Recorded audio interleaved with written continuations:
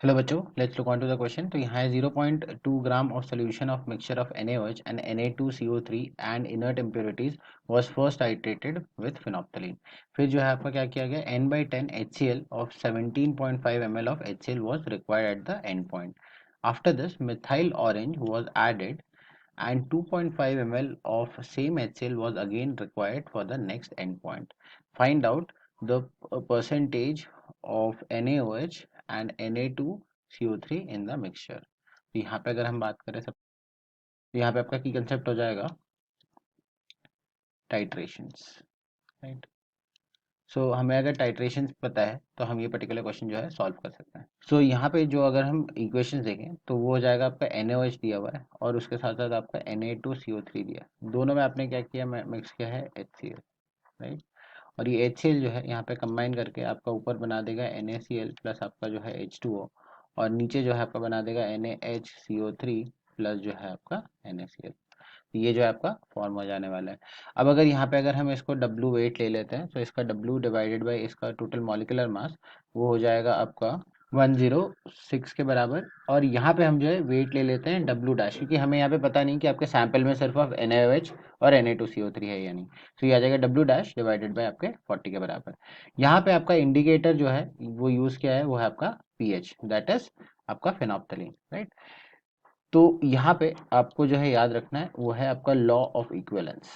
अब law of equivalence क्या कहता है कि कभी भी आपका कोई बैलेंस अगर टाइट्रेशन है, राइट, या फिर कोई भी आपने केमिकल रिएक्शन लिखा है, तो आपका जो टोटल इक्विवेलेंस ऑफ एसिड होगा वो हो जाएगा equal to total equivalence of base के बराबर। सो यहाँ पे आप अगर बेस देखोगे तो यहाँ पे दो बेसेस है, एक है आपका NaOH और दूसरे साइड पे आपका है Na2CO3। तो ये आपके टोटल बेसिस है और यहाँ पे आपका एसिड क्या है, यहाँ पे एसिड गिवन है आपका HCl।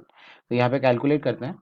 तो यहाँ सबसे पहले आता है आपका टोटल इक्विवेलेंस ऑफ HCl, कहाँ पे, एट फर्स्ट एंड पॉइंट। तो फर्स्ट एंड पॉइंट पे यहाँ पे 17.5 ml यूज़ किया है, सो 17 इंटू 10⁻³ और यहाँ पे इसकी नॉर्मेलिटी दी है 1/10 के बराबर। तो ये आ जाएगी आपकी 17.5 इंटू 10⁻⁻⁴। अब हम बात करते हैं टोटल इक्विवेलेंस ऑफ बेसिस की। तो ये क्या हो जाएगा, इक्विवेलेंस जो आपका W डिवाइडेड बाई 106, ये Na2CO3 का है और यहाँ पे आपका जो है बाइकार्बोनेट में हुआ है तो आपका n फैक्टर 1 प्लस आपका जो है W डैश डिवाइडेड बाई 40 जो NaOH है, इसके मोल्स मल्टीप्लाई बाई अगेन 1। सो ये आपका जो है इक्वेट होगा दोनों में और ये हो जाएगा आपके 17.5 into 10⁻⁻⁴ equal to W by 106 plus आपका आ जाएगा यहाँ पे W dash by 40, right. So यहाँ पे पहले वाले रिएक्शन में, पहले वाले टाइट्रेशन, पहले एंड पॉइंट पे यहाँ पे आप बोलोगे कि आपका जो है पूरा का पूरा NaOH कंज्यूम हो जाएगा और बचा हुआ जो भी आपका Na2CO3 है वो आपका कन्वर्ट होगा आपके बाइकार्बोनेट में, राइट। सो अब आगे आगे मूव करते हैं। अब जो है अब जो है सेकेंड एंड पॉइंट पे देख रहे हैं, right. So at second end point, second end point पे भी वही होगा कि आपका टोटल जो एसिड है इक्विवेलेंस का, तो यहाँ पे कैलकुलेट करते हैं टोटल इक्विवेलेंस ऑफ एसिड जो हो जाएगा आपके HCl का। तो ये है, यहाँ पे आपका देखोगे तो 2.5 ml है, राइट। तो आएगा 2.5 इंटू 10⁻⁻³ के बराबर मल्टीप्लाइड बाई नॉर्मेलिटी आपका 1/10 ही है क्योंकि सेम सोल्यूशन यूज किया है। Similarly total equivalent of base की बात करें, राइट। सो अब क्या होगा, यहाँ पे इक्वेशन देख लेते हैं। तो यहाँ पे आपका जो है NaHCO3 जो है वो बचा है सिस्टम में और ये जो है आपका एडिशनल हो रहा है HCl के साथ और यहाँ पे इसका जो है फॉर्मेशन हो रहा है H2CO3 का और प्लस जो है आपके NaCl का।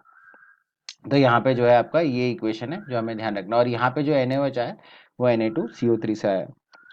तो यहाँ पे अगर हम देखें तो इसका अगर वेट, इसके भी नंबर ऑफ मोल्स अगर हम चेक करते हैं तो यहाँ से आप कह सकते हो ये भी आपका क्या आएगा, W बाई 106 के बराबर आएगा। सो यहाँ पे देखें तो टोटल इक्विवेलेंस ऑफ बेस जिस जो है आपका NaHCO3, तो ये हो जाएगा आपके equal to W divided by 106 और इसके नंबर ऑफ और इसका n factor that is again 1, क्योंकि यहाँ पे आपका एक ही हाइड्रोजन है जो रिप्लेस हो रहा है यहाँ पे। तो अब अगर इन दोनों को इक्वेट करें तो आ जाएगा W/106 इक्वल टू 2.5 इंटू 10⁻⁻⁴। यहाँ से अगर हम देखें कैलकुलेट करें तो आपकी W की अप्रॉक्सीमेट वैल्यू आ जाएगी 0.0265 ग्राम्स के बराबर, राइट। तो ये जो है आपका W आ गया। अब यहाँ से अगर हम निकालने की कोशिश करें W डैश, राइट। सो W डैश कैसे निकालें, ये जो है हम पिछले इक्वेशन में जो लिखा था उससे यूज़ करते हैं। तो यहाँ पे अगर हम देखें ये वाले इक्वेशन में अगर आप सब्स्टिट्यूट करें तो हमें जो है आंसर मिल सकता है। यहाँ पे हमने अब जो है W निकाल लिया।